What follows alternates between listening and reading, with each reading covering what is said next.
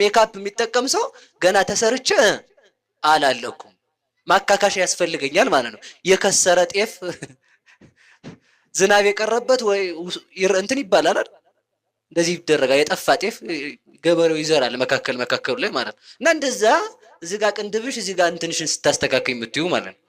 ስለዚህ እግዚአብሔር የሰራን ሙሉ ነው ብሎ ማሰብ ማለት ነው። ምንም ሰው እግዚአብሔር ይሳሳታል በሉ እንጂ በቃ ምንም አይሳሳትም እኮ ምንም እንሆን እንደው አይናችን የእንትን የመርፌ ቀዳዳም ታከል አፍንጫችን የግብጦ ፍልፋይ ግብጦ እዚህ አይታወቅም መሰለ የስንዴ ልብስ ነው የምትባለች እንትኗ ያችንም ታከል ምንም እግዚአብሔር አይሳሳትም።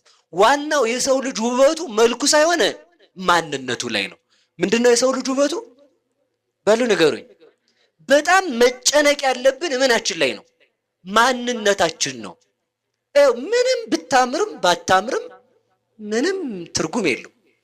ምንም ትርጉም ደግሞ ሴቱ ውሸቱን ነው። አስፋልት ሲወጣ ነው የሚያጌጥ። ቤት ኩንታል መስሎ ነው የሚቀመጠው። ይቅርታሽ ደግሞ ያጌጣችሁ እኮ አያድርም። ስለፉ ውላችሁ ማታ ባዶ ምን የለ ዝናብ አጣጥቦ የወሰደው ጤፍ መስላ ቁጭ ነው። ጤፍ ሲረገጥ ዝናቡ ይመጣና ሽው አድርጎ ሲወስደው መሬቱ ባዶ። እናንተ የገጠር ሰው ስለሆናችሁ በገጠሩ ቋንቋ ላወራ በይኮ ነው ማለት ገበሬ ሲደክም ሲዘራ ይውልና ዝናብ ይመጣና ሽው አድርጎ ሲሄድ መሬቱ አምላካችሁ አለ ጭው ብሎ ድርቅ የመታው መስሎ ቁጭ። ማታ ድርቅ የመታው ገብስ መስላል የምታመሸው። አያመሽማ ትታጠባለህ ይለቃል። እናንተ መጥፎ እኮ ነው መቤቴን ሱስ ከዚያ በኋላ አልተቀባሽ ሰው አትመስይ ማለት ነው። መጨነቅ ያለብን ለማያድረው ውበታችን ሳይሆን በማን ፊት ስላለው ነው በሉ እንጂ። አሁንማ ወንዱም ጀምሯል ጉትቻ እያደረገ አፍንጫው ላይ ጆሮ ላይ ጉትቻ ቆንዳ ላይ እየተሰራ እንደዚህ ጎምትል ማለት ነው። ሴት ነኝ እኮ ነው እያልክ ያለው። ጉትቻ ካለ ሴት ነህ በቃ ሌላ ምንም ትርጉም የለውም። ወንድ ልጅ ጉትቻ ያደርጋል እና ለምን ነው የምታደርጉት? እና ወንዱ አሁን እንግዲህ ዞሮ ዋናው ሐሳብ ይሄን አይደለም። ታርጌቱን የፈለኩት እኔ በመስታወት ሰው ይጋጋጣል። ሰው መጨነቅ ያለበት ስለ የትኛው መልክ ነው በሉ ንገሩኝ እንጂ። ዛሬ ስታምር ውለህ በእግዚአብሔር ነፍስህ ከቁራ 7 እጅ ከጠቆረች ምን ይጠቅማታል?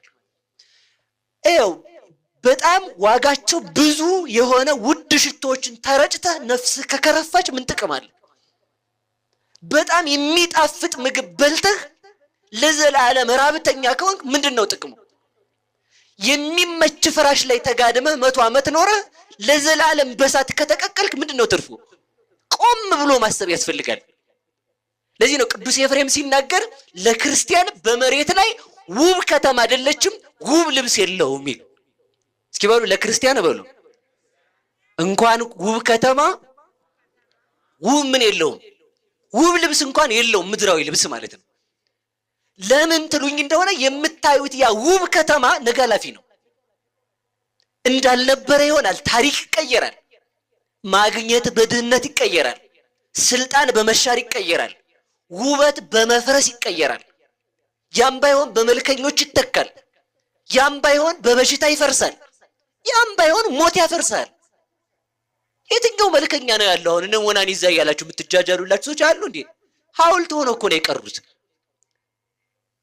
ማስታወቂያ ላይ ያችሁ እንደዚህ ይሄ ምናምን እያለ ስቀልድ የነበረችው ሴትዮ አለች የለችም እኮ ፈርሳለች እኮ። ምን ይላል መሰላችሁ? እኛ መጨነቅ ያለብን ስለማን ብቻ ነው? ስለ ነገ አይደለም። ነገን ስለሚሰጥ ስለ እግዚአብሔር ነው። እስኪ በሉን ነገን ስለሚሰጥ በሉ ስለማን? ለዚህ እኮ ነው እግዚአብሔር ምን አለ? ምን አለ? ኢትበሉ ለጌሰም ጌሰም ሰት የሊለ ረሳ ወይ አክላ ከያው ስራሃ። ስለ ነገ አትበሉ፣ ስለ ነገም አትጨነቁ፣ ነገ ክፋቷም ደግነቷም ይበቃታል ማለት እኮ ነው። እስኪ ስለ ነገ አትበሉ በሉ። እሺ እዛስ ነገ በሉ ለራሷ ታስባለች። ይሄን ጥቅስ ያገኘው ሆዳም መብላቱ ነው ማታ ጥርቅ ለነገ አትበል ይላል። ብላ ዝም ብለህ እንዲህ አይደለም። እሺ እንደው አልተገባ ቦታ ሲውል እኮ ጥቅስ መከራ ነው። አንድ ወጣት ምግብ ቤት ገብቶ ምግብ ቤት ገብቶ ቻውን የከተማ እንጀራ የደብረ ብርሃን ሸጋ ነው የአዲስ አበባ እንጀራ ብትሏት ጎጃም ትገባለች እንደ ብትሏት ማለት ነው። ከትሪ ሁሉ አይላቀቅም። እኔ ምን እንደሚያደርጉት ሁሉ አላውቅም። ደግሞ አዲስ አበባዎች እንዳትቆጡሽ እዛ ጋ ያሉ ብዬ እኮ ነው መችት ደግሞ እነሱ ዋናው ሀሳብ ምንድነው? ያችን ጥቅልል ታቀርበለትና እንደው ጥቅልል አድርጎ ሲያት አንድ ጉርሻ ትሞላም ጫን ብሎ አንዴ ስብሐት ለአብ የሚያስብል ጉርሻ ጎረሰው። ስብሐት ለአብ በስመ አብ የሚያስብል ማለት ይጎርስና እዛ ቢያት አልሞላችም እቺ ጎተራ ከረጢት። ኧረ እንደው እኮ መጽሐፍ ቅዱስ ራሱ እኮ እንዲህ ይላል አለ ሰው በእንጀራ ብቻ አይኖርም ይላል አለ። ቦምቦሊኖ ይዘሽ ነይ አለ ማለት ነው። እዛው ከዛ ደግሞ ይዘሽ ነይ ልጨምርበት አለ ማለት ነው። ሰው እንደዚህ የሚመቸውን ጥቅስ ይጠቅሳል። ተመልከቱ። ለነገ አትበሉ እኮ ምንም ሰብስበ ብላ እኮ አይደለም። አሁን ሰው ተመልከቱ፣ ለመብላት የፈለገ ሰው የማይጠቅሰው ጥቅስ የለም።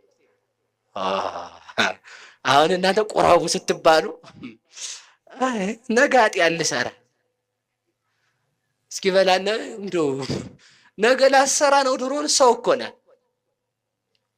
ልብስ ድሮን እስከተለበሰ ላይቆሽሽ ነው። ሰው ከኖረ በዓለም ላይ ድሮን ኃጢአት ላይሰራ ነው። ይሰራል እኮ ይሳሳታል አይደል? መታጠብ ነው።